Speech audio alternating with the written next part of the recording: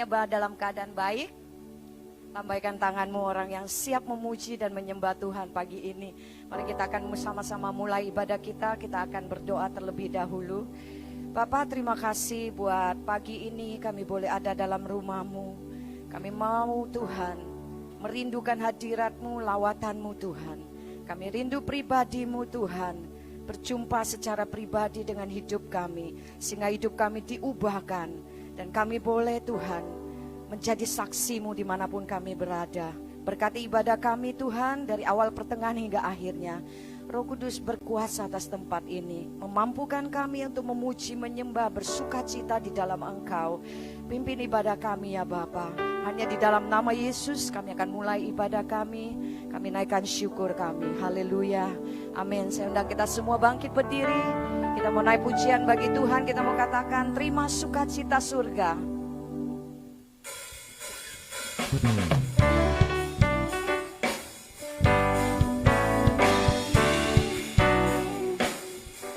Biar sukacita surga melimpah di tempat ini ya Tuhan. Memampukan setiap kami. Terima sukacita surga, itulah kekuatan bagi jiwa. Ku dapat rasakan kasih-Nya di tengah badai yang bergelora. Terima sukacita surga, itulah kekuatan bagi jiwa. Ku dapat saksikan kuasa-Nya, taklukkan badai yang bergelora. Lambaikan tanganmu, katakan Kau ada dalam hatiku. Takkan patah semangatku. Takkan hilang kekuatanku. Haleluya. Ku mau bersorak bagimu. Sukacita surga nyata penuhiku. Yes. Sama-sama. Terima sukacita surga, itulah kekuatan bagi jiwa.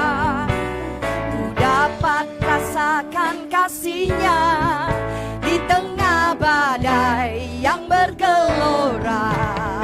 Terima sukacita surga, itulah kekuatan bagi jiwa. Ku dapat saksikan kuasa-Nya, taklukkan badai yang bergelora. Haleluya. Kau ada dalam hatiku. Takkan patah semangatku. Karena Engkau ada di dalam kami Tuhan. Kami menyatakan haleluya. Ku mau bersorak bagimu. Sukacita surga nyata penuhiku. Sama-sama haleluya.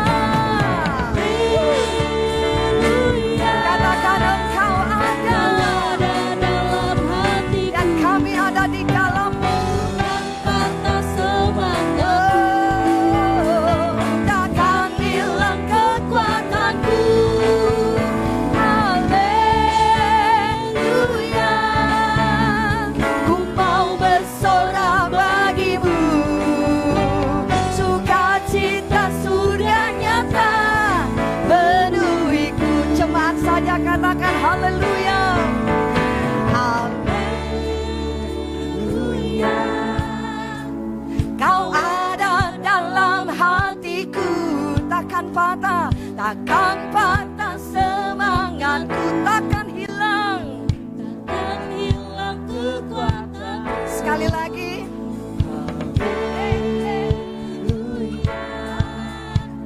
Ku mau bersorak bagimu. Sukacita surga nyata. Lebih semangat lagi jemaat Tuhan sambil tepuk tangan. Katakan haleluya.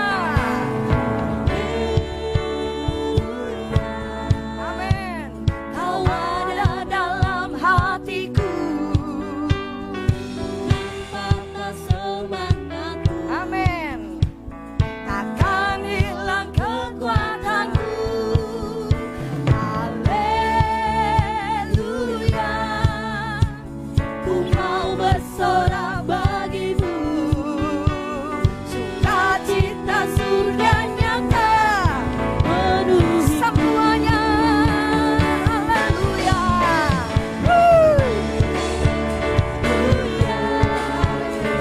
Kau ada dalam hatiku, takkan patah semangatku, dan hilang kekuatanku bersamamu.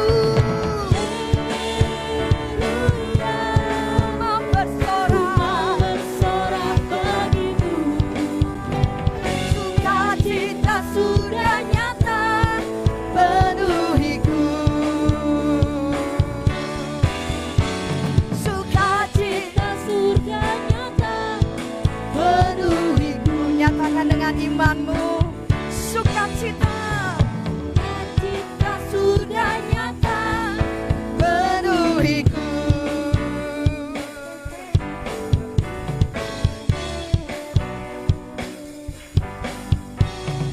Kaulah sukacita, pengharapan semua dan kehidupan. Kau beri kekuatan. Haleluya, haleluya. Kaulah sukacita Tuhan, pengharapan. Engkau adalah sumber sukacita kami. Kau beri kekuatan. Haleluya, haleluya semuanya. Sukacita, bersukacitalah pengharapan, di dalam pengharapan. Kau beri kekuatan. Haleluya, haleluya. Sukacita, pengharapan dan kehidupan. Kau beri kekuatan. Haleluya, bersukacita. Haleluya, bersukacita.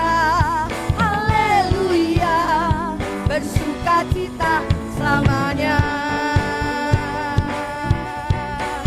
Yang bersukacita, mari tepuk tangan yang meriah buat Allah kita yang dahsyat dan luar biasa.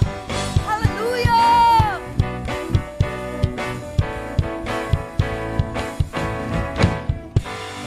Haleluya. Terima kasih Tuhan. Terima kasih Roh Kudus. Saya persilakan duduk kembali Bapak Ibu. Kami merindukan Roh-Mu ada di tengah-tengah kami. Dalam hidup kami terus boleh Tuhan berkarya, mengubah hidup kami, menjadikan kami pribadi-pribadi yang bersukacita, tidak pengaruh dengan gejolak dunia ini. Karena kami tahu Allah yang ada dalam hidup kami memberikan kekuatan, pengharapan, dan hal itu membuat kami bersukacita dan bersemangat. Terima kasih Roh Kudus. Kami mau merasakan pribadi-Mu, jamahan. Haleluya. Yesus. Datang Roh Kudus, Kau ku rindu. Dengan minyak yang baru urapiku, mengalir penuhiku, mengalir pulihkanku. Kuasa-Mu bebaskan hidupku. Datang Roh Kudus, datang Roh Kudus, Kau ku rindu. Minyak yang baru urapiku, mengalir di tempat ini, mengalir penuhiku, mengalir pulihkanku. Kuasa-Mu bebaskan hidupku. Satu hal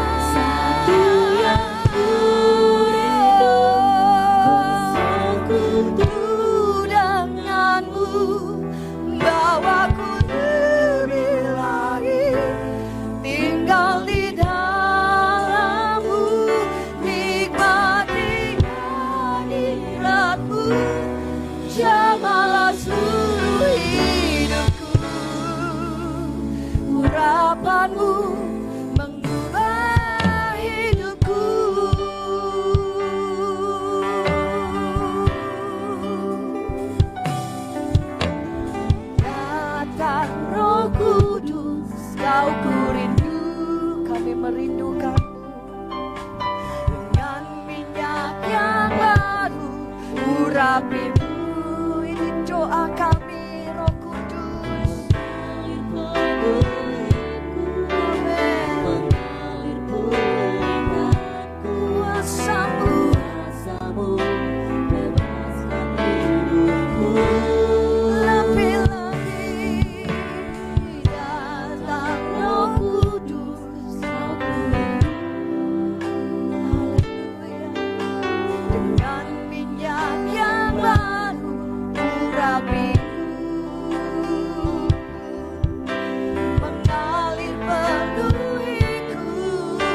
Mengalir pulihkanku, urapanmu bebaskan hidupku. Sama-sama katakan, bersekutu bawaku lebih lagi, tinggal di dalammu, nikmati hadiratmu. Jamalah seluruh hidupku, aku mengubah hidupku satu hal, bersekutu denganku.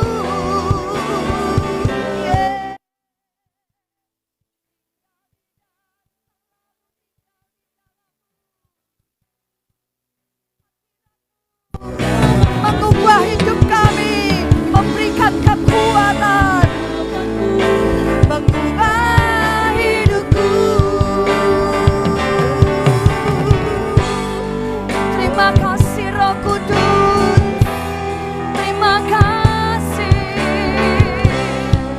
Kami mengasihimu, kami mencintaimu.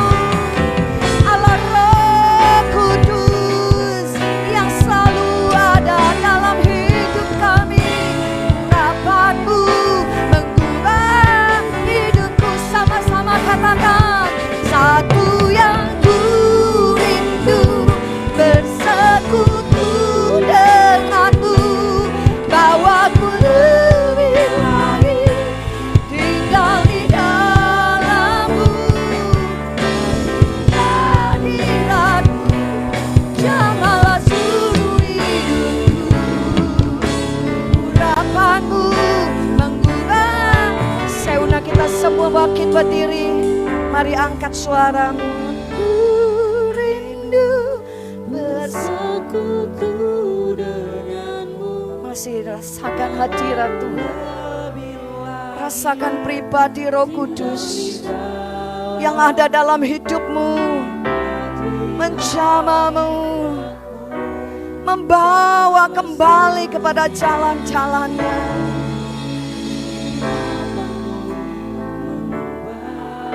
Lembut katakan satu hal, ya Rabashika Rabalaba ya Rabalaba. Ini rindu kami Roh Kudus. Setiap kami yang hadir di tempat ini, Engkau yang memuaskan kami, Engkau yang menyatakan pribadimu, bahwa Engkau yang ada dalam hidup kami dan terus bergerak. Satu,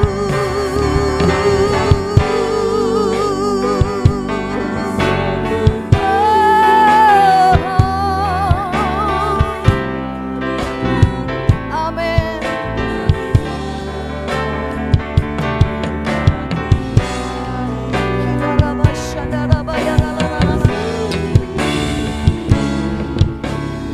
Kuasamu mengubah, mari sembah Dia.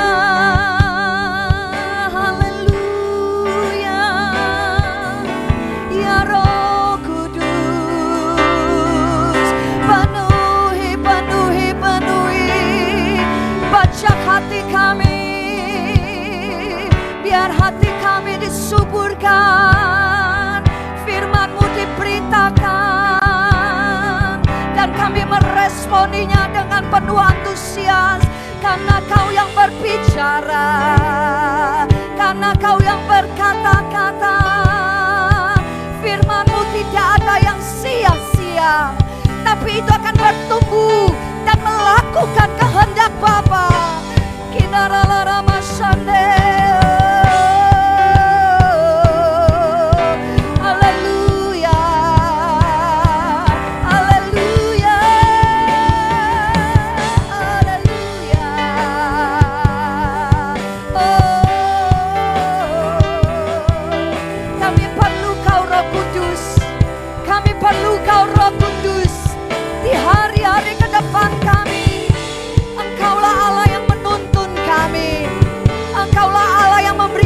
kepada kami hal-hal yang akan terjadi di depan kami.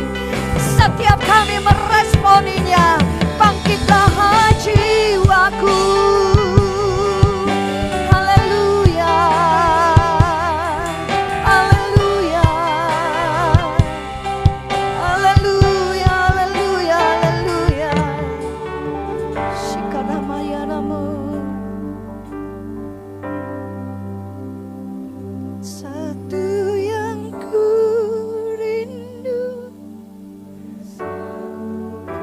biarlah dari dasar hatimu yang paling dalam,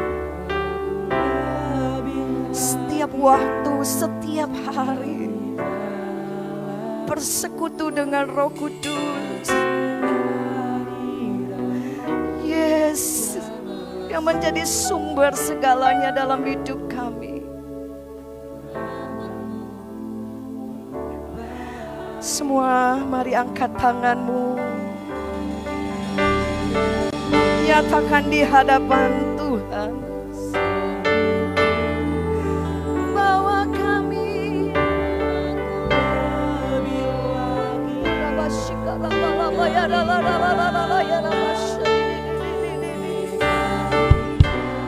bahwa kami Roh Kudus, setiap kami merasakan hadirat-Mu mengubah hidupku satunya bersatu denganmu. Saya serahkan hamba yang tinggal di dalam-Mu, hadirat-Mu jamalah seluruh hidupku. Urapan-Mu mengubah hidupku. Satu yang ku rindu, bersekutu denganmu, bawaku lebih lagi, tinggal di dalam-Mu, nikmati hadirat-Mu jamalah seluruh hidupku. Urapan-Mu mengubah hidupku. Satu yang ku rindu, bersekutu denganmu, bawaku lebih lagi, tinggal di dalam-Mu, nikmati hadirat-Mu jamalah seluruh hidupku. Urapan-Mu mengubah hidupku. Urapan-Mu, urapan-Mu mengubah hidupku. Urapan-Mu, urapan-Mu mengubah hidupku.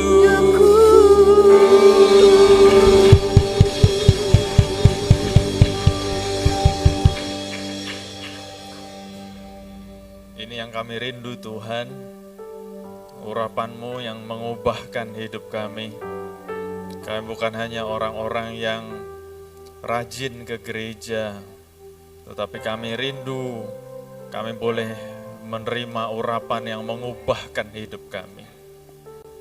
Supaya orang-orang di luar sana melihat ada perubahan nyata terjadi dalam hidup kami.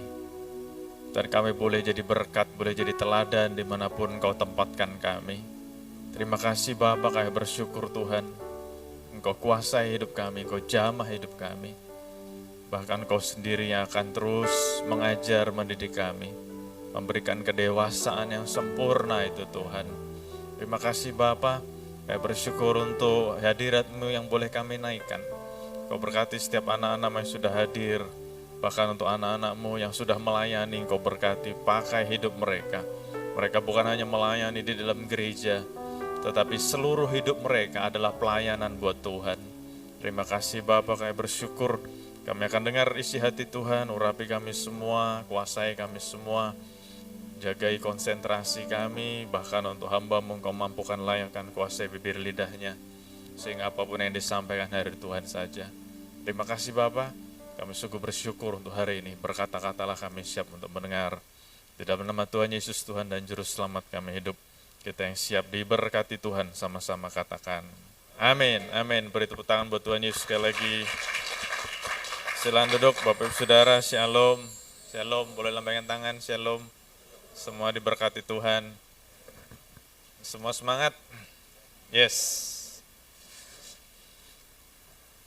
Saya sungguh menikmati boleh beribadah di tempat ini bersama dengan Bapak Ibu Saudara semua. Ada atmosfer yang luar biasa. Terima kasih Pak Sam buat kesempatannya. Buat Bapak Ibu yang sudah hadir tadi pagi, ini adalah kelanjutan dari khotbah tadi pagi.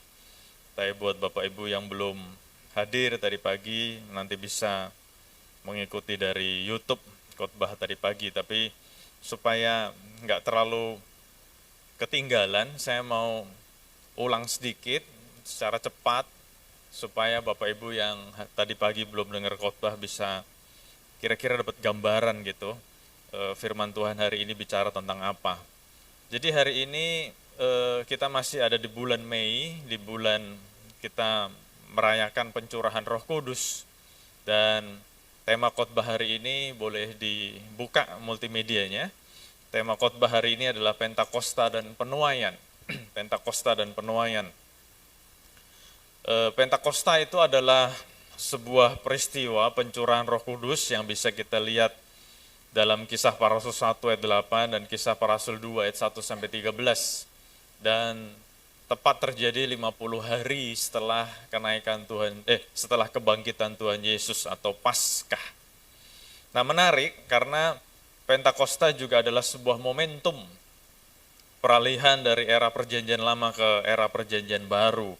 Dan kita juga bisa baca di layar, Pentakosta adalah cikal bakal terbentuknya gereja, karena sejak terjadi pencurahan Roh Kudus yang terjadi di Yerusalem, sekali lagi saya sampaikan terjadi di Yerusalem, anak-anak Tuhan, orang-orang Kristen hari-hari itu yang namanya belum Kristen ya, rasul-rasul mulai suka berkumpul, bersekutu.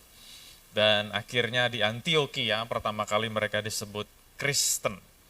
Nah, Pentakosta adalah penggenapan dari kitab Yoel 2 ayat 28 sampai 29. Kemudian daripada itu akan terjadi bahwa aku akan mencurahkan rohku ke atas semua manusia, maka anak-anakmu laki-laki dan perempuan akan bernubuat, orang-orangmu yang tua akan mendapat mimpi, teruna-terunamu akan mendapat penglihatan-penglihatan. Dan ayat berikutnya, juga ke atas hamba-hambamu laki-laki dan perempuan akan kucurahkan rohku pada hari-hari itu.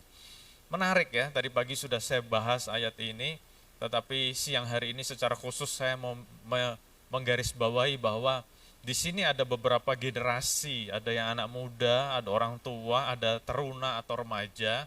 Terus di sini juga dikatakan ada hamba. Nah, jadi salah satu bukti nyata, salah satu evidence dari pencurahan Roh Kudus adalah adanya unity. Kenapa saya berani mengatakan begitu? Karena roh yang sama masuk ke dalam hidup saya, roh yang sama masuk ke hidup Bapak Ibu, roh yang sama masuk ke jemaat gereja lain, roh yang sama masuk ke jemaat dari denominasi gereja lain. Jadi tidak ada sebuah alasan yang membuat kita tidak bisa unity. Kenapa? Karena roh yang sama, roh dari Tuhan yang sama masuk ke kita. Jadi amat sangat tidak bisa dipertanggungjawabkan kalau ada orang yang berkata, oh, aku bukan dari gereja ini, aku bukan dari gereja itu, aku orang ini, aku orang itu. Kenapa? Karena kita semua sudah dihinggapi, itu bahasa saya. Kita semua sudah diurapi, kita semua sudah dimasuki roh yang sama. Nah, kalau ada roh yang sama masuk ke saya dan roh yang sama masuk ke Bapak Ibu, mestinya kita bukan orang lain lagi. Yang mengerti kata yes. Makanya salah satu evidence, salah satu bukti dari pencurahan Roh Kudus adalah adanya unity antara anak-anak Tuhan. Dan kita melihat betapa anak-anak Tuhan, rasul-rasul di hari-hari pertama itu, mereka sangat kompak, unity. Bahkan kalau kita baca Kisah Para Rasul 2 dan selanjutnya, mereka berani mengorbankan hartanya demi orang lain. Nah, ini menjadi sebuah PR besar buat kita yang ngakunya Kristen. Kalau kita masih nganggap dirinya udah paling benar dan kita melihat orang lain atau gereja lain lebih rendah, kita mesti introspeksi diri, apakah Roh Kudus sudah ada dalam hidup kita atau belum? Karena salah satu manifestasi Roh Kudus, roh yang sama masuk ke anak muda, roh yang sama masuk ke remaja, roh yang sama masuk ke orang-orang tua, roh yang sama masuk ke hamba-hamba atau budak-budak, sehingga mestinya terjadi sebuah unity. Yang setuju kata yes. Buat yang baru datang ibadah kedua ini kaget kali ya, speednya langsung kenceng gitu ya. Jadi saya mau sampaikan Bapak Ibu, pasang sabuk pengaman gitu ya, fasten your seatbelt. Berikutnya, Hari Raya Pentakosta Perjanjian Baru terjadi tepat bersamaan dengan Hari Raya Pentakosta Perjanjian Lama, atau orang Israel, orang Yahudi punya Hari Raya Pentakosta juga namanya Shavuot. Kalau Bapak Ibu mengikuti berita hari-hari ini atau kemarin-kemarin, kita melihat di berita, di koran, radio, TV, dan sebagainya, di Israel lagi perang, betul ya? Ada yang ngikutin berita? Dan kalau saya sungguh berharap kita orang Kristen udah nggak usah ikut campur ya. Jangan bikin statement-statement yang malah bikin membingungkan. Karena berapa kali saya ke Israel, ya karena saya suka ngobrol, saya nanya sama orang Palestina yang saya ketemu di sana, it's very complicated gitu ya. Jadi kita jangan ikut-ikutan. Nah, kenapa mereka punya sebuah keadaan yang biasanya memang bulan-bulan April, Mei itu sering ribut. Kalau Bapak Ibu perhatikan, bulan April dan Mei itu memang sering ribut mereka. Karena memang April dan Mei itu banyak hari raya. Banyak hari raya, dan salah satu hari raya yang mereka rayakan adalah hari raya kemenangan orang Israel menang dalam perang selama 7 hari, selama 6 hari atau 7 hari itu jatuhnya pada hari-hari yang sama. Dan tahun ini tepat juga mereka merayakan hari raya Shavuot, hari raya penuaian, di hari-hari yang sama. Jadi kalau kita benar-benar mempelajari, bukan dari berita Indonesia, saya minta maaf, berita Indonesia tidak berimbang. Kalau kita ngikutin berita dari internasional, mengapa Israel dan Palestina ribut hari-hari ini, salah satunya karena begitu banyak hari raya yang tabrakan. Jadi orang Yahudi merayakan hari raya kemenangan, hari raya pembebasan, hari raya penuaian. Nah, orang Palestina hari-hari ini mereka merasa bahwa mereka semakin diperbudak, mereka semakin ditindas. Jadi ribut lah gitu ya. Tapi saya nggak mau ngomong soal itu, karena sekali lagi saya katakan it's complicated. Kalau mau ngobrol sama saya butuh waktu kurang lebih 5 jam soal hubungan Israel. Tapi nggak usah lah ya. Nggak usah. Nah, berikutnya ini yang menarik. Penggenapan awal nubuatan pencurahan Roh Kudus terjadi pada hari raya Pentakosta. Jadi hari raya Pentakosta Perjanjian Baru yang cerita tentang awal pencurahan Roh Kudus. Terus hari raya Pentakosta Perjanjian Baru itu persis terjadi di saat hari raya Pentakosta Perjanjian Lama yang adalah hari raya penuaian. Sehingga berani kita sama-sama katakan, berani kita sama-sama simpulkan bahwa pencurahan Roh Kudus sangat erat hubungannya dengan penuaian. Jadi poin berikutnya kalau bicara tentang pencurahan Roh Kudus, kalau tadi yang pertama saya sampaikan adanya unity, adanya kesatuan, adanya kekompakan. Poin yang kedua bicara tentang pencurahan Roh Kudus. Pencurahan Roh Kudus bicara tentang penuaian. Boleh sama-sama katakan, penuaian. Jadi waktu kita merasa dipenuhi Roh Kudus, ini introspeksi lagi ya. penuh dengan introspeksi. Kalau kita merasa dipenuhi Roh Kudus, nomor satu, ada kasih enggak? Ada unity enggak? Kalau kita semakin merasa dipenuhi Roh Kudus, tapi malah semakin pengen ribut sama sesama gereja lain, kita mesti introspeksi diri. Karena faktanya Roh Kudus yang masuk ke kita sama dengan Roh Kudus yang masuk ke gereja lain, mestinya timbul adanya unity. Nah kedua, kalau kita sudah merasa dipenuhi Roh Kudus, mestinya kita jadi punya kerinduan untuk membawa jiwa-jiwa kepada Tuhan. Kalau kita semakin egois, kita semakin mementingkan diri sendiri, kita nggak pernah mikirin jiwa-jiwa lain, itu ada sebuah tanda tanya besar, kita sudah dipenuhi Roh Kudus atau belum. Karena faktanya kalau kita baca sejarah, anak-anak Tuhan, rasul-rasul, 120 orang yang hadir di kamar loteng yang ada di Yerusalem, setelah mereka dipenuhi Roh Kudus, mereka nggak bisa diem. Mereka pengen cerita tentang Tuhan Yesus kepada semua orang yang ditemui. Dan sekali lagi saya mau katakan, salah satu tanda atau manifestasi kita dipenuhi Roh Kudus adalah kita jadi pengen cerita tentang Tuhan Yesus kepada orang lain. Nah kalau kita senang dicurai Roh Kudus, dipenuhi Roh Kudus, tapi tanpa tanda kita mau menuai jiwa-jiwa, sekali lagi saya katakan, kita perlu introspeksi diri. Kita sudah dipenuhi Roh Kudus belum? Karena di sejarah sudah dibuktikan, sejak murid-murid yang jumlahnya waktu itu 12 orang itu dipenuhi Roh Kudus, saya ngomong 12 karena Yudas sudah diganti oleh Matias, jadi tetap jumlahnya 12. Setelah mereka dicurai Roh Kudus, mereka jadi berapi-api mengobarkan penginjilan. Mereka berkhotbah, mereka menginjil, mereka memuridkan, mereka cerita kebaikan Tuhan.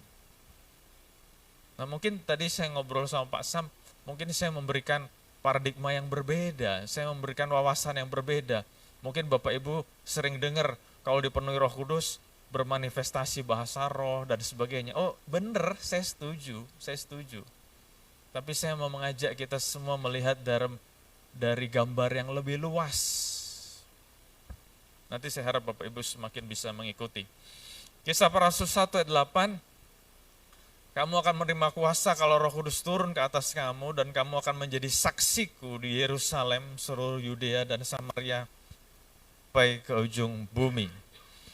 Nah, ini bicara tentang waktu Roh Kudus turun ke atas kita akan menerima kuasa. Kita akan menerima kuasa. Sekarang pertanyaannya, kuasa buat apa? Ya dong, kuasa buat apa? Apakah kuasa yang kita terima seperti kalau saudara-saudara yang masih muda, mungkin Bapak Ibu juga masih suka nonton bioskop, apakah waktu kita menerima kuasa yang tadinya lembek, kurus, kering, ceking gitu, terus menerima kuasa kayak seperti disuntik serum, terus jadi kayak Kapten Amerika gitu? Jadi berkuasa. Jadi super soldier. Jadi larinya bisa cepat, lompatnya bisa tinggi, dan kuat. Kalau Bapak Ibu ngikutin cerita-cerita Marvel, kita lihat tokoh-tokoh Marvel itu ada orang-orang biasa yang menerima kuasa untuk jadi luar biasa. Betul? Betul? Saya ngelihat ada beberapa yang nggak ngerti gitu ya, cerita apa sih? Ya udahlah, kalau nggak ngerti nggak apa-apa. Yang penting tetap percaya Tuhan Yesus. Ini Marvel nggak ada hubungannya sama keselamatan. Cuman kalau ambil contoh, tokoh-tokoh komik di Marvel, itu orang-orang biasa sebagian. Seperti Captain America, dulunya kurus kering, terus waktu terima serum, dia bisa jadi super soldier. Terus Spider-Man, dia juga orang biasa, anak muda yang biasa. Tapi waktu dia disengat oleh oleh laba-laba, dia jadi manusia laba-laba, makanya disebut Spider-Man. Jadi super hebat. Nah jadi pertanyaannya, waktu Roh Kudus turun ke atas kita atau ke dalam kita menerima kuasa buat apa? Kan menjadi sebuah pertanyaan dong. Buat apa? Apakah kita jadi super soldier yang dulunya kurus kering, jadi badannya jadi punya otot begitu? Apakah yang dulu ya seperti mungkin Spider-Man masih muda, minder, tapi setelah dapat dari laba-laba itu jadi berani? Apakah seperti itu? Nah, ternyata jawabannya di ayat yang sama mengatakan kita akan menerima kuasa untuk menjadi saksi. Menjadi saksi. Dalam seluruh kehidupan kita, Tuhan mau kita menjadi saksi. Nah, tadi pagi sudah saya jelaskan beda menjadi saksi dan bersaksi. Nah, ini kita mesti ngerti bedanya. Bersaksi itu terbatas, hanya beberapa waktu, beberapa saat, dan terbatas dengan ruang. Seperti saya contohkan yang kita lagi berdiri di panggung ini, tadi WL Singers, pemain musik, dan saya sekarang khotbah, bisa dibilang sedang bersaksi. Tapi setelah selesai kami pelayanan, kalau cuman menitik beratkan pada bersaksi, setelah kita selesai pelayanan, kita mau hidup seenaknya sendiri aja. Nah, saya mau kasih contoh. Saya bersyukur WL Singer, pemain musik di tempat ini, duduk tenang baik-baik di sini. Tapi berapa banyak, ya saya percaya Pak Sam pasti tahu juga, berapa banyak gereja-gereja lain, kalau ibadahnya beberapa kali dalam satu hari Minggu, setelah yang khotbah naik panggung, WL Singer pemusiknya nggak tahu kemana. Bahkan beberapa gembala curhat sama saya. Mereka berkata, susah ngatur pemain musik, ngatur pemuji ini. Yang khotbah naik mimbar, kalau tiba-tiba lagi khotbah mau ngajak nyanyi, bingung. Kenapa? Pemusiknya nggak tahu kemana. Bahkan yang menyedihkan, beberapa orang juga cerita sama saya keadaan di gereja mereka, saya nggak usah sebut namanya. Pemain musiknya, worship leader, singernya itu nongkrong di warung kalau lagi khotbah. Nggak dengerin khotbah. Masih pakai baju putih hitam, masih pakai dasi. Nongkrong di warung. Bahkan saya juga pernah dengar ada jemaat yang cerita bahwa, waduh gereja gua mengerikan. Kenapa? Kalau lagi khotbah, WL Singer pemusiknya itu bukan cuma nongkrong di warung, ngerokok di luar sana. Itu mengerikan. Kenapa bisa begitu? Karena mereka punya mindset bahwa mereka hanya melakukan tugas mereka bersaksi, bukan menjadi saksi. Jadi waktu mereka melayani Tuhan, mereka melayani dengan wow, membuat orang terkagum-kagum, bahkan gak sedikit orang yang merinding-merinding. Tetapi waktu mereka tidak lagi bertugas, ini kan hidup gua, mau-mau gua dong. Nah, tapi firman Tuhan mengatakan bahwa ayatnya bicara bukan bersaksi, tetapi ayatnya menggunakan kata-kata menjadi saksi. Nah, bicara menjadi saksi itu 24 jam sehari, 7 hari seminggu. Bicara senantiasa. Dan itu yang Tuhan mau. Tuhan memberikan kepada kita kuasa untuk kita menjadi saksi. Bicara tentang keteladanan. Dan saya mau katakan jujur di hadapan Bapak Ibu Saudara semua. Bicara keteladanan ini bicara sebuah topik yang mengerikan. Mengerikan. Kenapa? Karena saya yang ngomong, saya juga dituntut. Bahkan saya seorang suami, saya seorang ayah. Janganlah saya lagi khotbah, istri saya, anak-anak saya dengar, terus setelah selesai khotbah, mereka ngomong sama saya, papa cuma jago ngomong aja. Kelakuannya nggak begitu. Waduh, mengerikan. Mengerikan. Saya belajar banget dari Rasul Paulus. Karena dari kitab Kejadian saya Wahyu, ada sebuah statement yang membuat saya, waduh, Rasul Paulus menggunakan kata-kata, tirulah aku. Tirulah aku. Bahasa Inggrisnya, imitate me. Kenapa Rasul Paulus berani ngomong begitu? Tirulah aku, karena aku meniru Yesus Kristus. Sekarang pertanyaannya, Bapak Ibu, berani nggak ngomong sama orang yang kita layani, tirulah aku karena aku meniru Yesus Kristus? Nggak usah dijawab, introspeksi aja. Berani nggak? Karena umumnya yang saya dengar hari-hari ini adalah orang ngomongnya gini, maaf ya Bapak Ibu, saya masih manusia biasa. Saya masih penuh dengan kelemahan. Jadi Bapak Ibu, dengarlah kata-kata saya, tapi jangan ikuti perilaku saya. Kayaknya bahasanya manusiawi banget ya. Dengar kata-kata saya, tapi jangan ikuti tingkah laku saya. Wah, kayaknya manusiawi banget. Jadi dia pengajar yang baik, tapi belum bisa melakukan ajarannya. Tapi kalau kita kembali ke Alkitab, kebenaran firman Tuhan, Rasul Paulus beberapa kali kepada jemaat di Efesus, kepada jemaat di Tesalonika, dia berkata, tirulah aku. Wah, berani banget ngomong tirulah aku. Bapak Ibu pelayan Tuhan, kepala departemen, gembala-gembala, kelompok sel, berani nggak waktu lagi sharing sama orang-orang yang Bapak Ibu layani, ngomongnya begitu? Tirulah aku. Karena aku meniru Yesus. Dan saya mau katakan ini bukan sesuatu yang gampang, bukan sesuatu yang sepele. Makanya Roh Kudus perlu dicurahkan supaya kita punya kuasa untuk jadi teladan. Tanpa Roh Kudus, tanpa kuasa dari Roh Kudus, kita nggak mampu. Yang setuju katakan yes. Yang setuju katakan yes. Lanjut. Kita baca cerita Pentakosta itu ya, supaya kita semakin ngerti. Pentakosta, Kisah Para Rasul 2 ayat 1 sampai 4. Ketika tiba hari Pentakosta, semua orang percaya berkumpul di satu tempat. Tiba-tiba turunlah dari langit suatu bunyi seperti tiupan angin keras yang memenuhi seluruh rumah di mana mereka duduk. Saya ulang ya. Kisah Para Rasul 2 ayat 1 sampai 4. Itu ada. Ketika tiba hari Pentakosta, semua orang percaya berkumpul di satu tempat. Tiba-tiba turunlah dari langit suatu bunyi seperti tiupan angin keras. Coba kita bayangin ada tiupan angin keras yang memenuhi seluruh rumah di mana mereka duduk.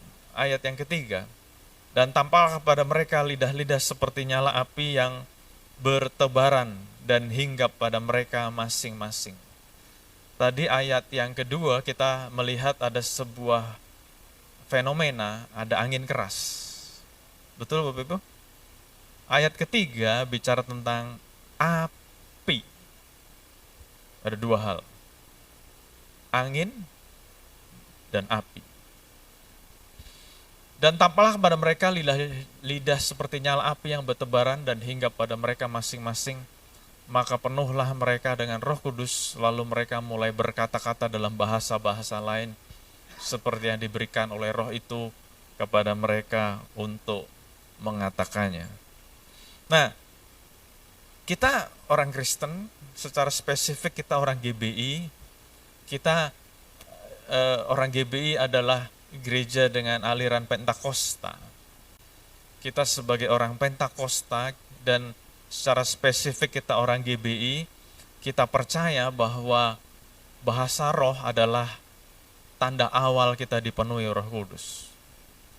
Dan ini saya kutip di slide berikutnya, 2 dari sini, ada pengakuan iman GBI. Dan saya mau kutip bahwa baptisan Roh Kudus adalah karunia Tuhan untuk semua orang yang telah disucikan hatinya. Tanda awal baptisan Roh Kudus adalah berkata-kata dengan bahasa roh sebagaimana diilhamkan oleh Roh Kudus. Saya sebagai orang GBI, saya setuju dengan ini, saya pegang ini. Dan bukan cuma secara GBI, sebagai orang Kristen, sebagai orang yang belajar firman Tuhan, saya setuju bahwa tanda awal dipenuhi Roh Kudus adalah berbahasa roh. Saya setuju. Jadi saya mau menekankan itu. Bapak Ibu, saya harap tidak punya pemikiran yang lain kalau nanti saya ngomong yang lain. Saya setuju bahwa tanda awal pencurahan Roh Kudus adalah berbahasa-bahasa yang baru. Tapi hari ini seperti tadi pagi saya sudah sampaikan, Tuhan menggerakkan saya untuk membuka paradigma Bapak Ibu. waktu Roh Kudus dicurahkan, ayatnya sudah kita baca di kitab Kisah Para Rasul 2 ayat 1-4, ada dua fenomena yang terjadi. Fenomena yang pertama adalah angin yang keras. Angin keras. Fenomena yang kedua adalah api. Nah, oleh dasar itulah dan pastinya dengan banyak ayat-ayat yang lain, saya berani mengatakan bahwa waktu Roh Kudus dicurahkan di loteng atas di kota Yerusalem, ada dua hal yang terjadi. Hal yang pertama, waktu Roh Kudus dicurahkan, hal yang pertama bicara tentang empowerment.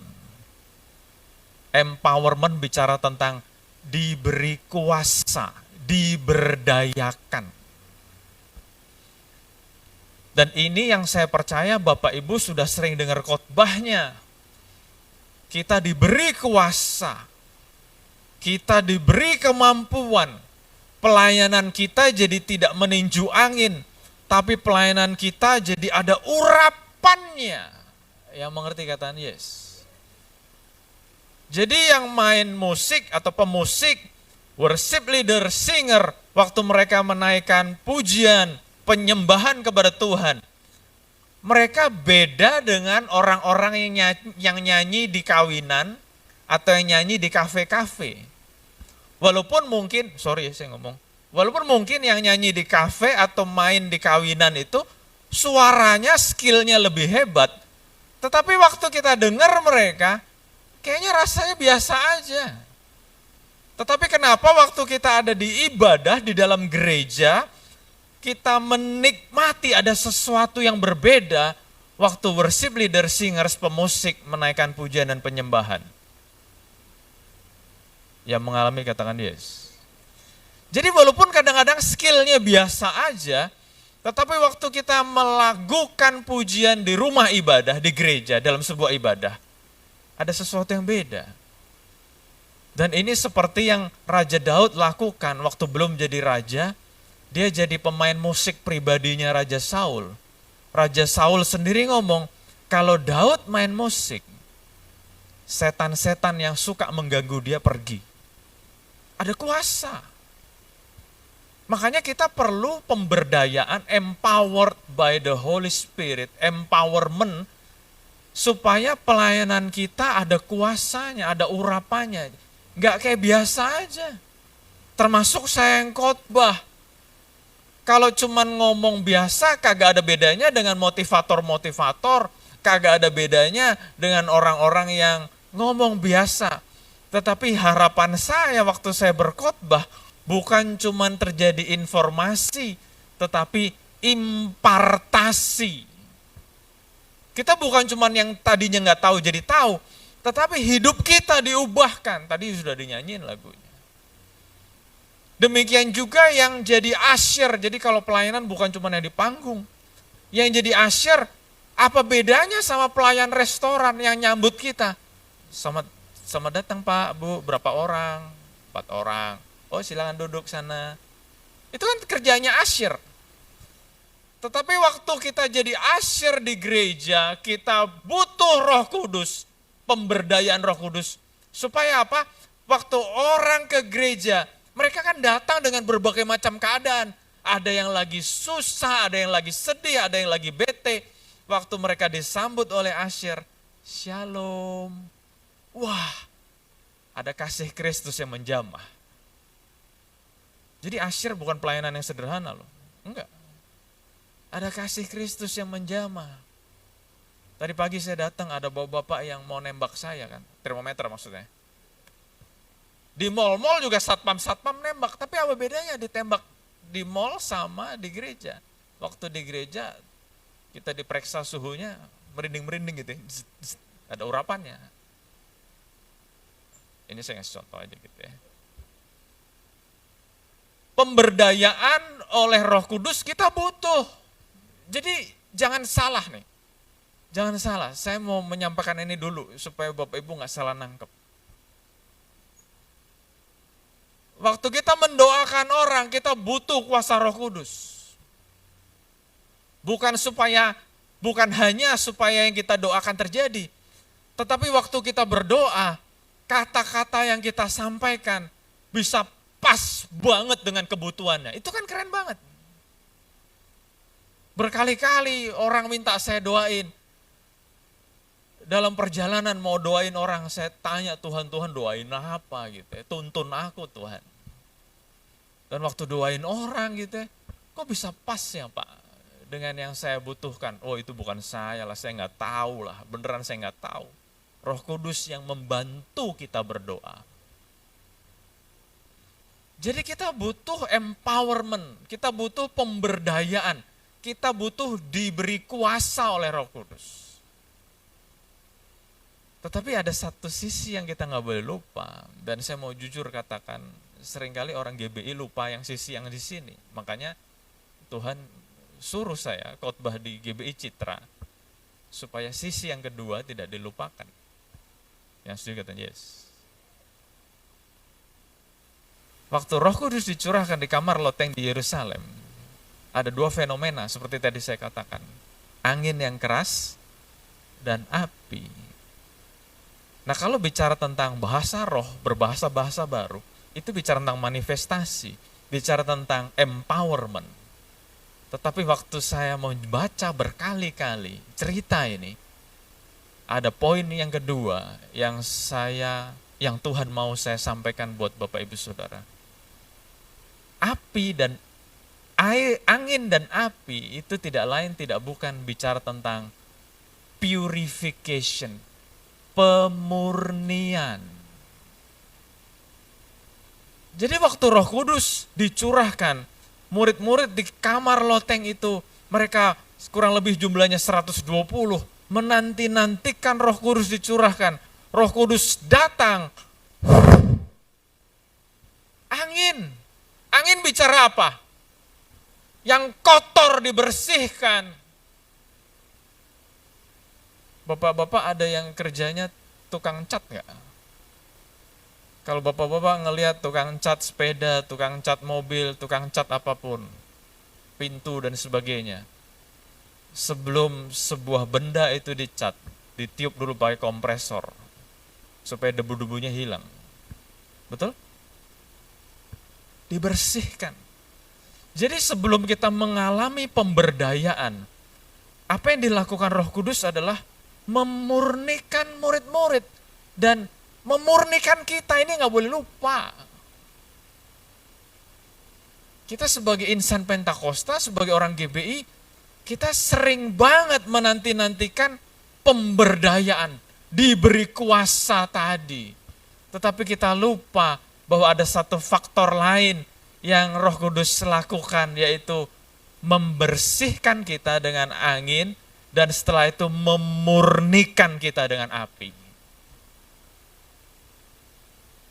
Jadi murid-murid, kalau kita baca sejarahnya ya, murid-murid yang takut, yang pengecut, yang malas. Kenapa saya berani ngomong begitu? Lihat, Tuhan Yesus berdoa di Taman Getsemani, murid-murid ngapain? Tidur. Waktu Tuhan Yesus ditangkap, murid-murid ngapain? Kabur. Bahkan Petrus menyangkali Tuhan Yesus. Pengecut. Dan begitu banyak sifat-sifat jelek yang mereka miliki. Waktu Tuhan Yesus mengajar, mereka ngobrol sendirian. Itu ada cerita-ceritanya. Dan apa yang mereka obrolin? Waktu Tuhan Yesus mengajar, mereka ngobrolin, siapa yang paling hebat di antara kita? Kurang ajar banget gak tuh? Saya yang bukan Tuhan Yesus saja, kalau lagi khotbah ada yang ngobrol gak seneng. Tuhan Yesus lagi khotbah, mereka ngobrol. Nah itu beberapa contoh kebiasaan buruk murid-murid yang miliki. Tetapi waktu Roh Kudus dicurahkan, angin keras, terus nyala api, zus. Kita lihat setelah kejadian itu, sifat-sifat buruk itu tidak ada lagi. Yang dulunya penakut, pengecut, yang dulunya malas, kita lihat murid-murid sudah tidak ada yang penakut lagi. Mereka berapi-api memberitakan Injil. Petrus yang tadinya menyangkali Tuhan Yesus, Dia sampai mati disalib juga. Thomas yang juga bilang, kalau tidak melihat aku nggak percaya. Waduh. Tapi kalau kita baca sejarahnya, Thomas menginjil sampai ke India. Dan dia di sana mati, dibunuh juga. Dari 12 murid-murid Tuhan Yesus, yang matinya mati tua cuma satu, Yohanes. Dan waktu saya ngomong matinya karena mati tua, bukan berarti Yohanes hidupnya enak-enakan juga. Dia direbus di minyak yang mendidih. Nggak mati loh. Sampai orang-orang Romawi bingung, nih orang kok nggak mati-mati ya. Udahlah kita buang aja lah ke sebuah pulau, Pulau Patmos. Di tengah-tengah kesendiriannya dia ketemu Tuhan Yesus. Jadi kita lihat bahwa peristiwa Pentakosta itu nggak bicara tentang pemberdayaan doang, nggak cuma bicara tentang empowerment aja. Oleh karena itu, marilah kita menjadi orang-orang yang rindu dipenuhi Roh Kudus. Bukan hanya minta kita diurapi, tapi lagunya tadi pas banget. Tetapi juga mengubahkan kita. Yang dulunya nggak sabaran, menjadi pribadi yang lemah lembut. Saya nggak nyindir siapa-siapa ya, mungkin ada yang merasa tersindir. Yang dulunya penakut, jadi pemberani. Karena ini yang dilakukan oleh Roh Kudus. Jadi saya bagi dua. Yang pertama empowerment gitu, kita bisa lihat di 1 Korintus 12 ayat 1 sampai 11. Empowerment bicara tentang pelayanan kita menjadi pelayanan yang efektif. Kenapa? Karena ada urapan. Secara sekilas ada 9 karunia Roh Kudus. Berbicara dengan hikmat, berbicara dengan pengetahuan, iman, menyembuhkan, kuasa untuk mengadakan mujizat, bernubuat, membedakan bermacam-macam roh, berkata-kata dengan bahasa roh, menafsirkan bahasa roh. Ini bicara tentang karunia. Tetapi jangan lupa ada satu sisi lain yang bicara tentang pemurnian. 1 Petrus 1 ayat 7 mengatakan, maksud semuanya itu ialah membuktikan kemurnian imanmu yang jauh lebih tinggi nilainya daripada emas yang fana, yang diuji kemurniannya dengan api. Jadi waktu pencurahan Roh Kudus terjadi, yang bukan hanya terjadi di loteng atas saja, tetapi saya sangat yakin dan percaya pencurahan Roh Kudus masih terjadi sampai dengan hari ini. Waktu pencurahan Roh Kudus terjadi, baik itu dalam ibadah yang rame-rame kayak sekarang, tetapi juga bisa terjadi secara pribadi demi pribadi. Waktu kita lagi berdoa secara pribadi dengan Tuhan, tiba-tiba Roh Kudus dicurahkan. Betul terjadi pemberdayaan, betul, saya setuju banget. Betul terjadi kita tiba-tiba bisa berbahasa-bahasa yang kita nggak ngerti apa itu. Tetapi ada faktor berikutnya yang tidak boleh kita lupakan. Waktu terjadi pencurahan Roh Kudus, kita menjadi manusia yang baru, kita diubahkan. Dan sebagai buktinya kita bisa melihat perubahan itu, kita bisa melihat hidup kita semakin hari semakin serupa dengan Kristus.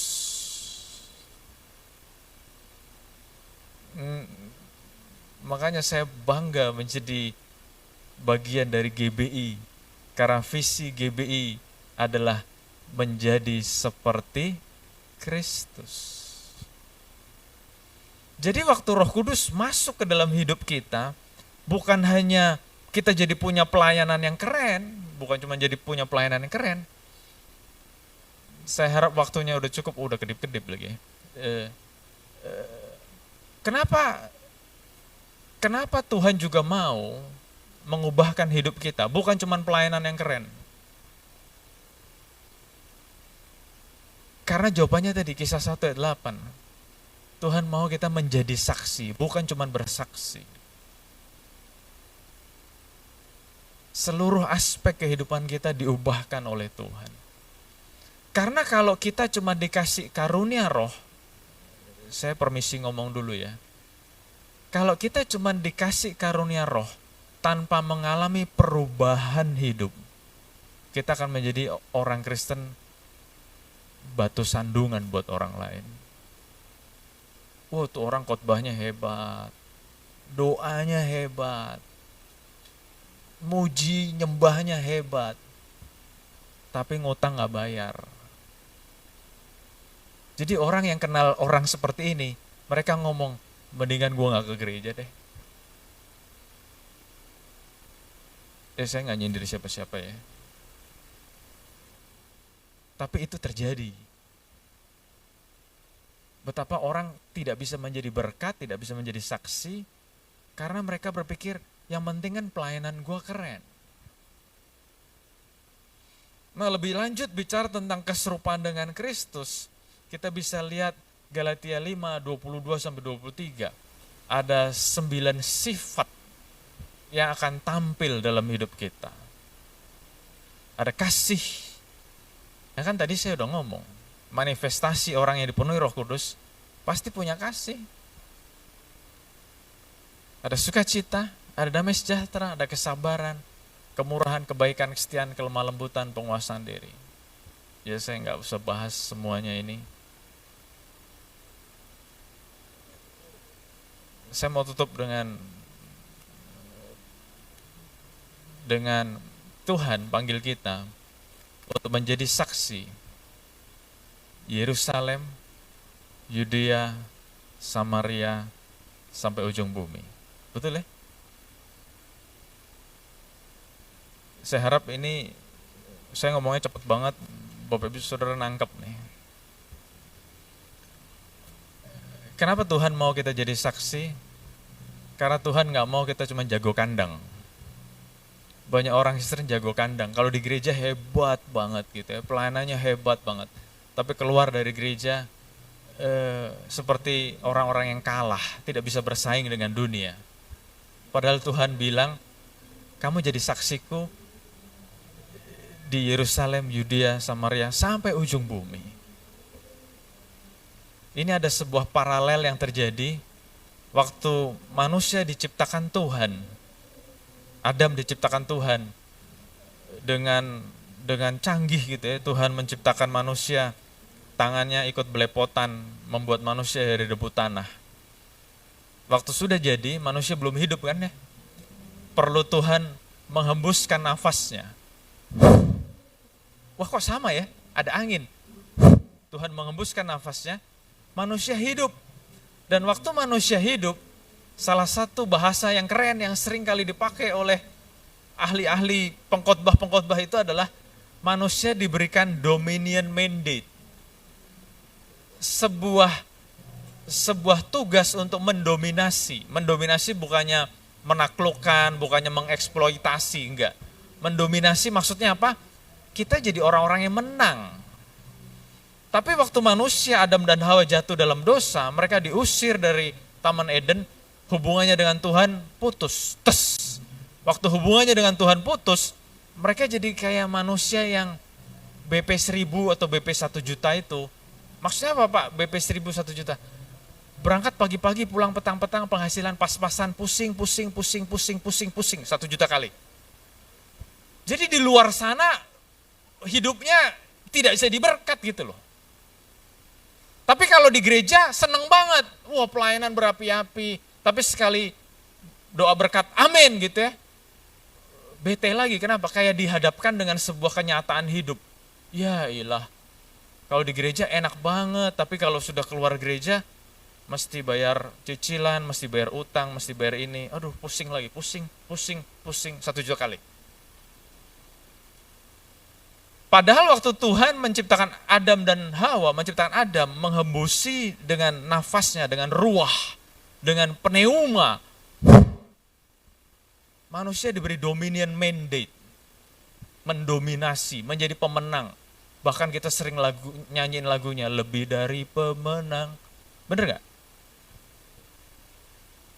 Nah demikian juga waktu kita dihembusi dengan Roh Kudus pada hari Pentakosta. Waktu Tuhan menghembusi Roh Kudusnya, Tuhan tidak membuat kita jago kandang di gereja doang. Karena faktanya Tuhan berkata kamu akan jadi saksiku di Yerusalem, seluruh Yudea, Samaria, sampai ujung bumi. Saya cuma punya waktu tinggal 4 menit. Banyak pendeta, banyak pengkhotbah, banyak ahli-ahli misi mengatakan Yerusalem itu keluarga kita. Pernah dengar ya kata-kata itu? Yerusalem adalah lingkaran kecil kita, keluarga kita. Yudea adalah sebuah provinsi di mana Yerusalem ada di dalamnya. Yudea itu bicara tentang sebuah tempat yang lebih luas.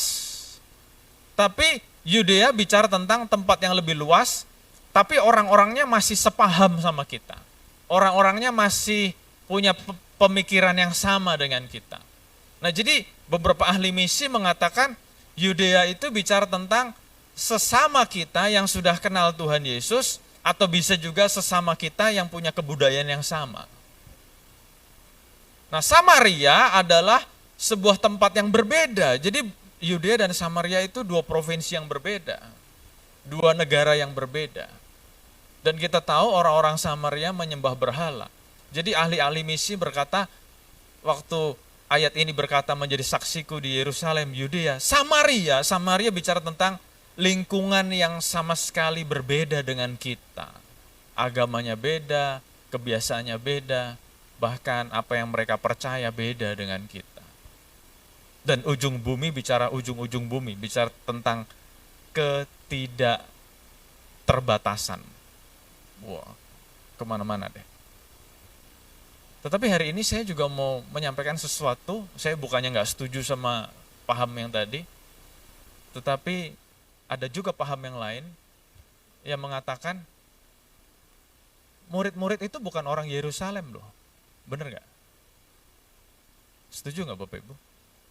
Murid-murid itu orang Galilea, bukan orang Yerusalem. Jadi waktu Tuhan Yesus berkata kamu harus jadi saksiku di Yerusalem. Yerusalem bicara apa? Yerusalem adalah tempat di mana mereka dipenuhi Roh Kudus. Nangkep gak Bapak Ibu? Tadi Pak Sam udah bicara sama saya, ini mereka harus dengar terus YouTube-nya biar bisa nangkep. Oh ya puji Tuhan lah, karena saya ngomongnya cepat banget hari ini. Yerusalem adalah tempat di mana murid-murid dipenuhi Roh Kudus. Karena rumahnya murid-murid bukan di Yerusalem. Murid-murid orang Galilea, murid-murid orang Yudea. Jadi pengertiannya apa?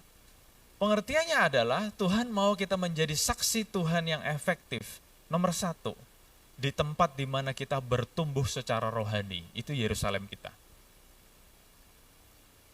Jadi waktu kita bertumbuh secara rohani di sini, kita wajib untuk menjadi saksi di tempat ini. Kita wajib melayani Tuhan di tempat ini. Tapi nomor 2, murid-murid ini orang Yudea. Kita membawa api ini kepada keluarga kita di Yudea. Yang mengerti kata Yesus. Jangan sampai kita dilawat Tuhan di Yerusalem, tapi Yudeanya kita biarkan kekeringan. Berarti kita orang yang egois kalau gitu. Wah, kita terima Roh Kudus di Yudea, di Yerusalem. Kita mesti bawa ini, kita bawa kepada keluarga kita yang tinggal di Galilea, di Yudea. Nah, tugas berikutnya adalah membawa api ini kepada orang-orang yang tinggal di Samaria. Nah, orang-orang yang tinggal di Samaria sama dengan paham yang pertama tadi. Itu bicara tentang orang-orang yang beda pahamnya, beda kepercayaannya, beda kebiasaannya. Bahkan mereka yang tidak ngerti tentang kekristenan. Nah, saya sambung nih. Kenapa kita perlu mengalami namanya pemurnian? Kita akan menjadi saksi Tuhan yang efektif di Yerusalem dengan karunia Roh. Saya ulang sekali lagi ya. Kita akan menjadi saksi Tuhan yang efektif di Yerusalem dengan karunia Roh. waktu kita berbahasa roh, waktu kita bernubuat, waktu kita membuat mujizat, orang-orang di Yerusalem mereka mengenal kebiasaan-kebiasaan itu. Saya terjemahin lebih gampang. Waktu kita berbahasa roh, waktu kita bernubuat, waktu kita membuat mujizat, orang-orang di dalam gereja, mereka akan melihat, wah hebat Nathan sekarang. Dulunya diem aja gak bisa apa-apa, sekarang berbahasa roh, sekarang bernubuat. Orang-orang di dalam gereja akan kagum melihat kita. Tetapi waktu kita membawa hal itu tanpa pemurnian kepada keluarga kita. Saya ulang sekali lagi ya. Waktu kita membawa itu tanpa pemurnian kepada keluarga kita ngapain? Keluarga kita ngapain? Geleng-geleng. Lu ngapain lu sekarang? Ngomongnya gak jelas, terus ngomong yang aneh-aneh, tapi hidupnya tidak berubah. Saya harap Bapak disuruh nangkep nih. Waktu kita di Yerusalem, kita berbahasa roh, kita bernubuat, orang-orang ngerti. Kenapa? Karena di sanalah itu terjadi. Tetapi waktu kita ke Yudea, waktu kita ke Samaria, yang mereka lihat pertama kali bukan bahasa roh kita. Yang mereka perlu lihat pertama kali itu apa? Perubahan dalam hidup kita. Waktu hidup kita dirubah, diubahkan, kita menjadi ciptaan yang baru, mereka kaget. Wow, yang dulunya hidupnya sembarangan, kok sekarang jadi punya kasih, kok sekarang jadi punya sukacita. Dan itu yang membuat dunia bertobat waktu mereka melihat kita berubah. Yang mengerti kata Yes. Jadi kenapa perlu terjadi namanya pemberdayaan dan pemurnian? Karena Tuhan panggil kita nggak cuma di Yerusalem. Tuhan panggil kita ke Yudea, ke Samaria, sampai ke ujung bumi. Waktu kita ketemu orang yang belum kenal Tuhan Yesus, apa sih yang perlu mereka lihat dari hidup kita? Tidak lain dan tidak bukan. Nomor 1, kasih. Betul nggak Pak? Pak Daniel ya kalau nggak salah ya. Tapi Pak Sam cerita Pak Daniel adalah misi kita. Misi kita misalnya dikirim kemana, kasih. Kok beda ya? Jangan sampai seperti yang dikatakan oleh Mahatma Gandhi. Itu terkenal banget ceritanya. Mahatma Gandhi bilang, aku menyukai kekristenan, tapi orang Kristen menyebalkan. Itu Mahatma Gandhi yang ngomong. Karena waktu dia sekolah di Inggris, dia baca Alkitab.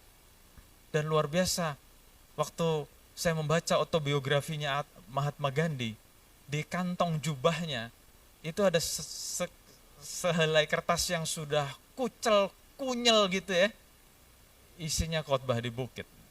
Kemana-mana dia bawa. Nanti kalau satu saat ketemu Mahatma Gandhi, Bapak Ibu boleh tanyain, bener nggak? Dia percaya dengan khotbah di bukit, dia percaya dengan pribadi Yesus. Tapi dia tidak mau jadi orang Kristen, kenapa? Dia bilang orang Kristen menyebalkan. Nah bayangin kalau Mahatma Gandhi melihat pribadi Yesus dalam orang Kristen di India. Sekarang orang India jumlahnya 1 miliar. Pasti ceritanya beda. Setuju gak? Nah kita yang berurusan dengan dunia luar. Saya sekali lagi ngomong ya. Saya tidak mengeliminasi atau tidak membuat bahasa roh dan karunia roh jadi rendah. Tidak. Saya tetap menjunjung tinggi itu semua. Tetapi kita harus ngerti, perubahan hidup perlu kita miliki supaya kita jadi saksi buat orang di luar sana. Hidup yang berubah, hidup yang diubahkan. Hidup yang jadi teladan, hidup yang jadi berkat, hidup yang berkemenangan. Makanya kita butuh Roh Kudus. Kalau nggak bisa. Kalau enggak, susah deh. Makanya kita butuh Roh Kudus yang percaya kata Yesus. Yuk bangkit berdiri sama-sama yuk. Kita nyanyikan pujian tadi. Roh Kudus hadir di sini.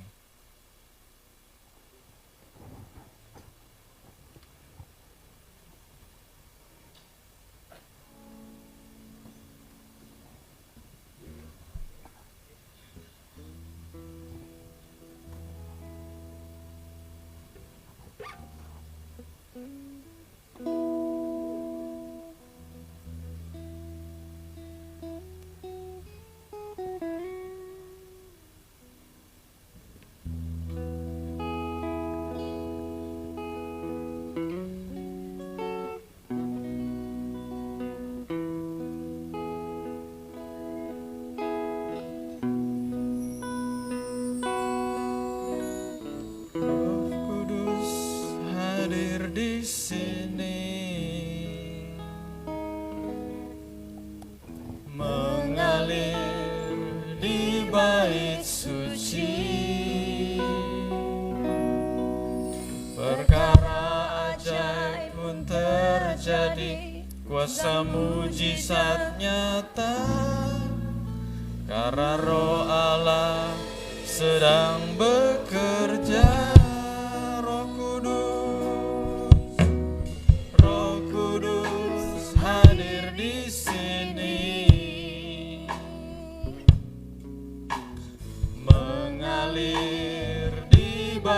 Suci, perkara ajaib pun terjadi, kuasa mujizat nyata, karena Roh Allah sedang bekerja. Tiada yang mustahil dan tiada yang sukar bila Roh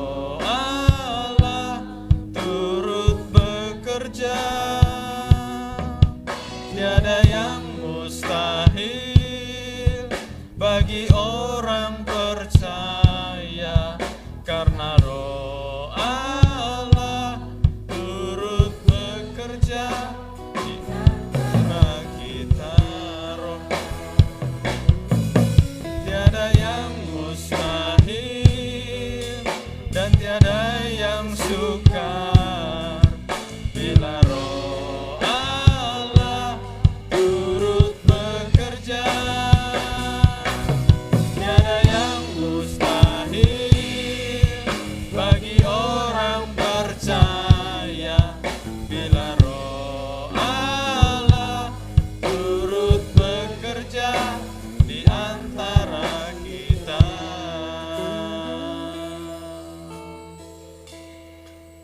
Bapa, hamba-Mu sudah melakukan tugasnya Tuhan. Apa yang sudah Engkau sampaikan, apa yang Engkau ingin hamba-Mu sampaikan sudah hamba-Mu lakukan. Tetapi hamba-Mu berdoa Tuhan supaya Roh Kudus-Mu yang terus menggandeng tangan kami, memimpin kami. Supaya kami bukan hanya mendengar, tetapi kami boleh mengerti dan boleh menjadi pelaku-pelaku firman. Bukan sebuah topik yang sederhana Tuhan, tetapi kami tahu Tuhan kalau kami sungguh-sungguh submit, sungguh-sungguh tunduk dan taat akan pimpinan Roh Kudus, kami akan dimampukan bukan hanya menjadi berkat di Yerusalem saja, bukan hanya menjadi berkat di rumah ibadah saja, bukan hanya menjadi berkat di dalam komunitas Kristen saja, tetapi Engkau akan mampukan kami Tuhan menjadi penuai-penuai jiwa di luar sana. Kami menjadi orang-orang yang lebih daripada pemenang. Kami punya kehidupan yang berdampak, bukan hanya orang-orang yang meminta atau menunggu belas kasihan orang lain, tetapi sebaliknya kami memberi orang-orang, kami memberi kebaikan, kami menyampaikan apa yang baik, kami menjadi agen-agen Tuhan yang boleh menyalurkan kasih Tuhan kepada banyak orang. Terima kasih Tuhan, terima kasih Bapa. Kau berkati setiap anak-anak-Mu Tuhan, Kau berkati Tuhan. Kalau kami sudah mendengar firman ini, Engkau juga mampukan kami Tuhan. Waktu kami melayani di gereja, melayani di dalam sebuah ibadah, kami melayani dengan sukacita. Tetapi waktu kami selesai melayani di dalam gereja, kami tetap menjadi saksi di luar sana. Kami tetap menjadi terang, kami tetap menjadi garam dunia. Terima kasih Bapa, Engkau berkati jemaat-Mu di tempat ini. Kami percaya Tuhan, Engkau punya rencana yang dahsyat buat jemaat-Mu di tempat ini. Oleh karena itu Tuhan, kami memberikan kesempatan untuk Engkau bekerja sebebas-bebasnya. Sehingga apapun yang hendak Engkau lakukan di tempat ini boleh digenapi. Terima kasih Bapa, berkati gembala kami Pak Sam. Engkau yang terus kuatkan, Engkau yang teguhkan. Hikmat marifat yang berlimpah-limpah boleh terus nyata dalam kehidupannya. Boleh terus membawa kami, boleh semakin dekat sama Tuhan, semakin intim sama Tuhan. Buat tim pengembalaan di tempat ini Engkau juga berkati, Pak Yosef dan keluarganya Engkau juga berkati. Terima kasih Bapak, kami bersyukur Tuhan. Sekali lagi Tuhan, seluruh jemaat-Mu diberkati. Kami boleh diberdayakan, tapi juga kami boleh mengalami pemurnian dari Roh Kudus itu. Terima kasih Bapak, kami bersyukur. Dan kami percaya hari-hari ke depan kami akan terus dipimpin, dipelihara, dan diberkati Tuhan. Kami bersyukur di dalam nama Tuhan Yesus Tuhan dan Juru Selamat kami hidup. Kita yang diberkati Tuhan sama-sama katakan amin, amin. Silakan duduk Bapak Ibu, Tuhan Yesus berkati. Kita akan masuk dalam doa syafaat. Saya persilakan.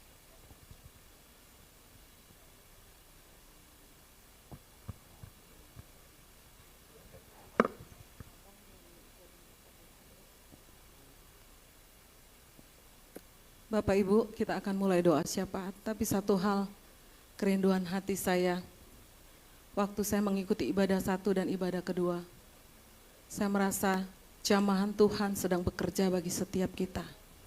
Dia sedang melawat kita, Dia sedang mendidik kita, Dia sedang menyatakan pertobatan buat kita. Pada siang hari ini jangan pernah lewatkan.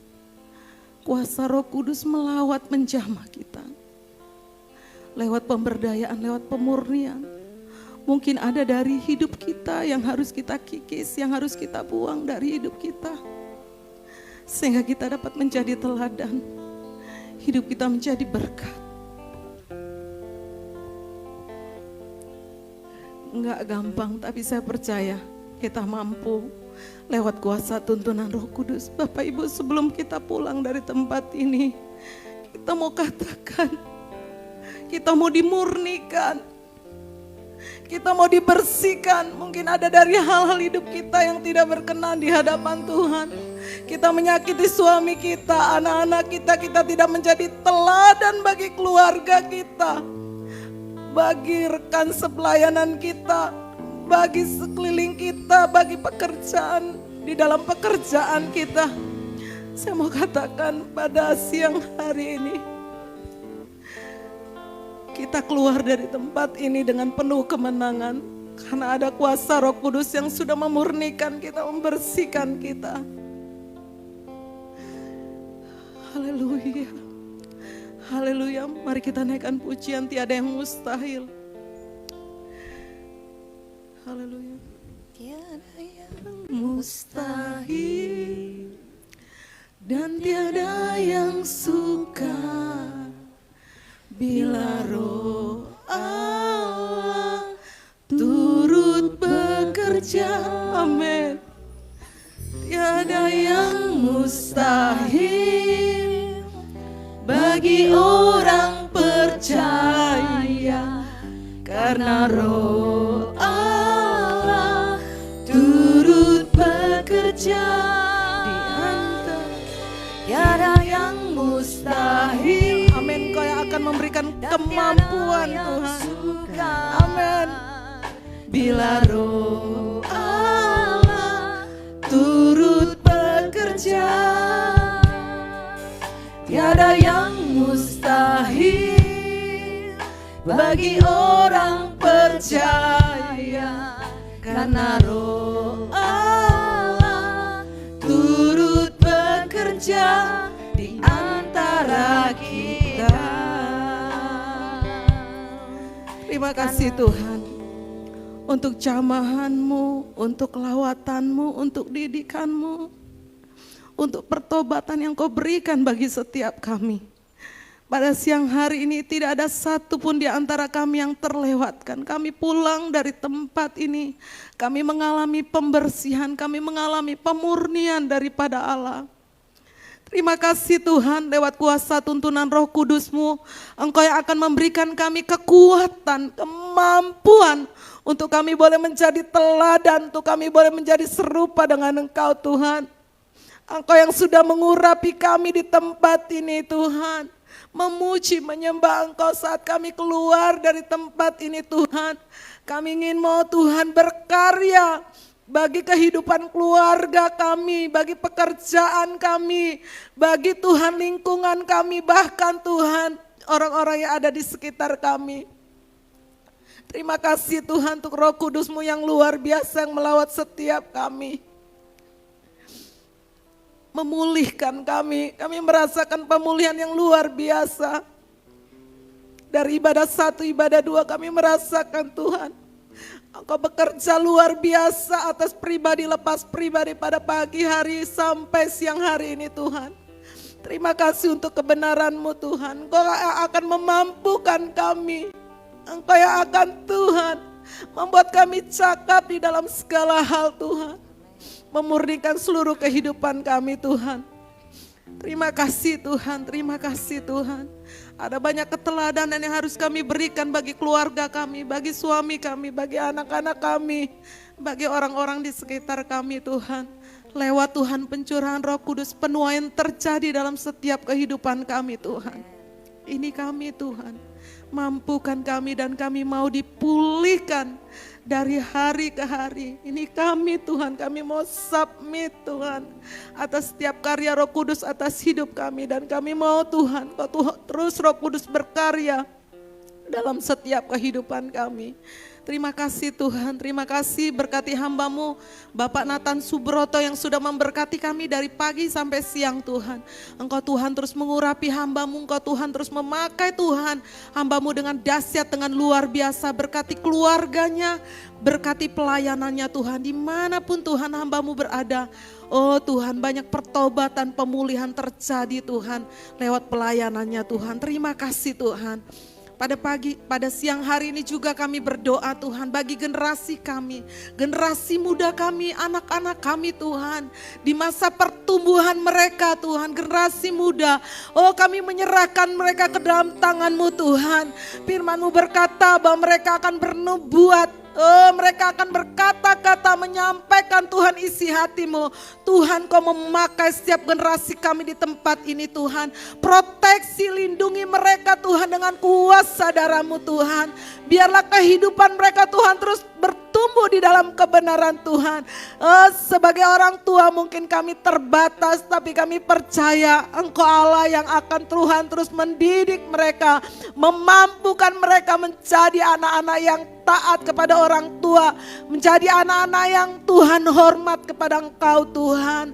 Berkati Tuhan, terus urapi Tuhan generasi anak-anak kami Tuhan di tempat ini. Pakai Tuhan di dalam setiap studi, di dalam pendidikan mereka buat menjadi berhasil Tuhan.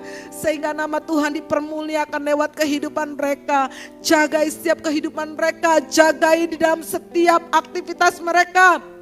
Kami menolak setiap ketergantungan gadget, hal-hal yang tidak baik yang merusak kehidupan mereka. Kami mau tolak, kami mau patahkan dalam nama Yesus. Dalam nama Tuhan Yesus Kristus kami mau berkata Tuhan pada siang hari ini, bahwa dari generasi, dari gereja tempat ini akan menduduki tempat-tempat terpenting di bangsa ini, di kota ini Tuhan. Engkau akan pakai mereka Tuhan, di dalam pekerjaan mereka, di dalam studi mereka, di dalam Tuhan pendidikan mereka. Tuhan akan pakai dengan dahsyat, dengan luar biasa. Terima kasih Tuhan. Terima kasih Tuhan, terima kasih. Indah rencana-Mu bagi gereja-Mu Tuhan di tempat ini. Tuhan terus Tuhan, Engkau Tuhan menyatakan setiap visi-Mu bagi gereja ini Tuhan. Bagi kami gereja lokal jemaat-Mu Tuhan. Tuhan terus Kau pimpin kami sehingga kami tidak melenceng ke kiri dan ke kanan. Tetapi biarlah Tuhan kami mengarahkan tujuan kami kepada Engkau. Kami boleh fokus atas setiap kuasa tuntunan Roh Kudus dalam setiap kehidupan kami. Sehingga kami Tuhan terus melakukan apa yang menjadi tujuan hidup kami Tuhan. Urapi Tuhan program kerja di tempat ini Tuhan. Urapi Tuhan, pimpin Tuhan, pimpin Tuhan. Terima kasih Tuhan, terima kasih. Terima kasih. Siang hari ini juga kami berdoa Tuhan, bagi pemimpin bangsa kami, Tuhan di pemerintahan bangsa kami, memegang Tuhan, Tuhan keputusan-keputusan yang penting Tuhan. Kami berdoa mengangkat tangan kami memberkati pemimpin-pemimpin kami, mulai dari presiden, wakil presiden, para menteri Tuhan, DPR, MPR, gubernur Tuhan, bahkan pemimpin-pemimpin tingkat daerah, bahkan sampai di tingkat RT RW. Tuhan, kami berdoa memberkati mereka, berkati urapi mereka sebagai pemimpin-pemimpin yang Tuhan sudah pilih. Biarlah Tuhan, mereka hidup di dalam kebenaran Tuhan. Saat mereka mengambil keputusan, mereka menyatakan kebijaksanaan, kebenaran yang daripada Engkau, sehingga memimpin bangsa ini, membawa kemajuan demi kemajuan atas negeri ini. Lindungi mereka Tuhan dari kuasa-kuasa kegelapan, dari niat-niat jahat manusia. Kami patahkan dalam nama Tuhan Yesus Kristus. Engkau melindungi mereka, Engkau memproteksi mereka, proteksi juga keluarganya, keluarga besar mereka Tuhan. Terima kasih dalam pekerjaan mereka, bidang-bidang yang Tuhan sudah percayakan. Biarlah Engkau memberikan kesanggupan, kecakapan, kemampuan untuk melakukannya Tuhan. Terima kasih Tuhan, terima kasih, kami mengucap syukur Tuhan untuk semua yang Tuhan sudah kerjakan atas bangsa kami. Kami percaya pemulihan sedang terjadi atas negeri ini. Berkat-berkat Allah sedang dilimpahkan atas bangsa Indonesia Tuhan. Terima kasih Tuhan, Kau ditinggikan, Kau dipermuliakan Tuhan. Pada siang hari ini juga Tuhan, kami akan memberikan persembahan Tuhan sebagai ucapan syukur kami kepada Engkau Tuhan. Biarlah Tuhan, kami mau persembahkan Tuhan dengan penuh ucapan syukur Tuhan. Terpuji-pujilah Engkau Tuhan, kami mengucap syukur di dalam nama Tuhan Yesus Kristus. Mari sama-sama kita katakan amin. Puji Tuhan, saya percaya semua kita diberkati, amin. Saatnya kita akan memberikan persembahan, sambil persembahan dijalankan kita akan saksikan pengumuman 1 minggu ke depan.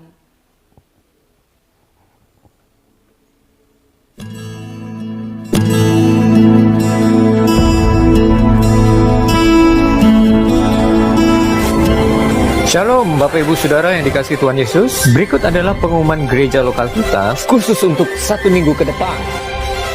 Ada pertemuan Fellowship Pelayan Perjamuan Kudus yang diadakan pada hari Rabu tanggal 2 Juni pukul 19.30. Pertemuan ini diadakan secara online melalui aplikasi Google Meet. Kami mengundang dan mewajibkan untuk hadir bagi seluruh pelayan Perjamuan Kudus untuk menghadiri pertemuan fellowship ini. Link pertemuan akan di-share pada pukul 19:15 di grup WhatsApp Pelayan Perjamuan Kudus.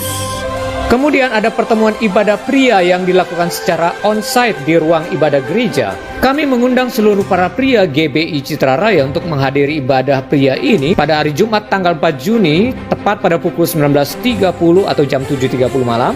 Dalam ibadah ini akan ada penayangan video secara lengkap kegiatan Bible Trip ibadah pria, dan oleh sebab itu seluruh para pria GBI Citra Raya dihimbau untuk tidak melewatkan momen pertemuan ibadah pria ini. Ada pertemuan mesbah doa keluarga yang diadakan secara online melalui aplikasi Google Meet. Mesbah doa ini diadakan setiap hari Senin, setiap minggunya, dan pertemuan akan dimulai pada pukul 19.30 atau jam 7.30 malam. Link pertemuan akan di-share di seluruh grup WhatsApp GBI Citra Raya. Mengundang seluruh jemaat-jemaat Tuhan GBI Citra Raya untuk hadir dalam pertemuan mesbah doa ini. Demikianlah informasi yang dapat kami sampaikan. Tuhan Yesus memberkati kita semua dan salam sehati. Pagi hari ini saya serahkan Yosef. Ada satu ungkapan yang baik. Ungkapan ini berkata bahwa apa yang baik belum tentu benar, tetapi apa yang benar sudah pasti baik. Allah mencari orang-orang yang benar, bukan orang yang baik. Itu sebabnya saudara-saudara kita berlomba hari-hari ini untuk menjadi orang yang benar di hadapan Tuhan. Kuncinya gimana? Caranya seperti tadi yang firman Tuhan sudah sampaikan ya.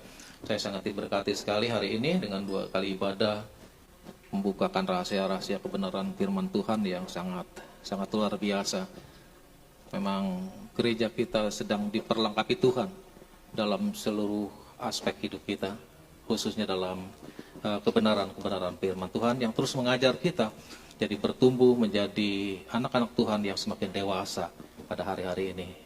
Tuhan memberkati, kita berdiri bersama-sama, kita akan akhiri pada ini. Hidupku menggenapi firman-Mu. Haleluya.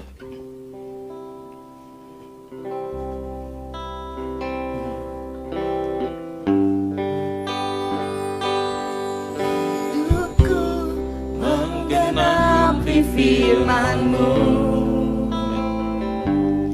tanda mujizat sertai tiap langkahku. Kau bersamaku di dalamku, jadi bukti kebesaran-Mu. Firman-Mu. Hidupku menggenapi firman-Mu. Amin. Tanda mujizat sertai tiap langkahku. Kau bersamaku di dalamku, jadi bukti kebesaran-Mu. Jadi bukti kebesaran-Mu. Jadi bukti kebesaran-Mu. Jadi bukti kebesaran-Mu.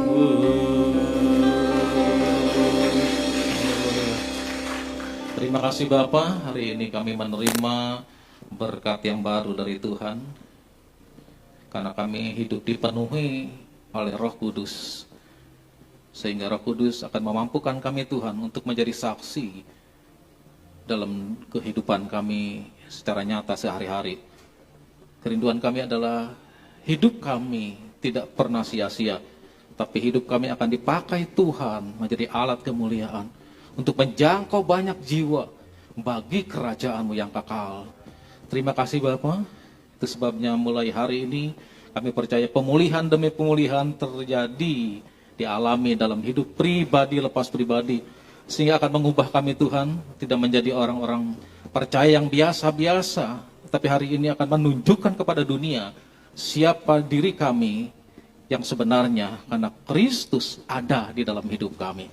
Terima kasih, berkati hamba-Mu Bapak Nathan yang telah menjadi saluran berkat bagi kami, berkati para pelayan-Mu yang telah mengambil bagian pada ibadah yang luar biasa hari ini. Berkati setiap umat-umat-Mu yang hadir Tuhan, dengan beban, persoalan, masalah, pergumulan, sakit, penyakit, apapun juga. Satu hal yang kami yakini, Allah yang kami sembah dalam Yesus Kristus, Allah yang selalu peduli akan hidup kami Tuhan. Dan apa yang Kau buat selalu yang terbaik Tuhan. Rencana-Mu tidak pernah gagal dalam hidup kami. Terima kasih Tuhan, sebentar lagi umat-umat-Mu akan tinggalkan tempat ini kembali ke rumah mereka masing-masing. Mari sertai tutup punggung setiap umat-Mu dengan kuat kuasa-Mu yang kudus. Tibakan di rumah mereka dengan selamat, membawa sukacita, damai sejahtera, dan kemenangan dari Bapa. Saatnya Tuhan memberkati setiap umat-Mu. Haleluya. Saudara, Tuhan memberkati dan melindungi engkau. Tuhan menyinari engkau dengan wajahnya serta memberikan engkau kasih karunia. Tuhan menghadapkan wajahnya kepadamu dan memberikan engkau damai sejahtera. Tuhan yang mengangkat engkau tetap naik bukan turun, menjadikan engkau kepala bukan ekor. Apapun yang dibuatmu berhasil dan beruntung, bahkan dilipat gandakan dalam segala sesuatu.